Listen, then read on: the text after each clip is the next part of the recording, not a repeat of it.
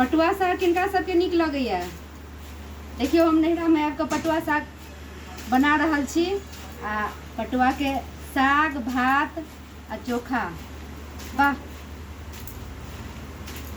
आ साग झाड़े के फकरा।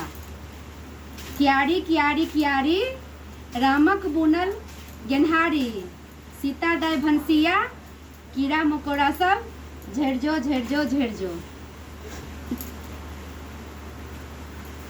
कियारी कियारी कियारी रामक बुनल गेनहारी, सीता दाय भनसिया आ कीड़ा मकोड़ा सब झड़ि जो झड़ि जो झड़ि जो।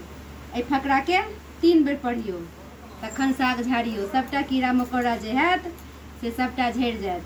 आ आबि जायब सब आदमी मधुबनी पटुआ के साग भात आ आलू के चोखा खाय ले। बुझलियै?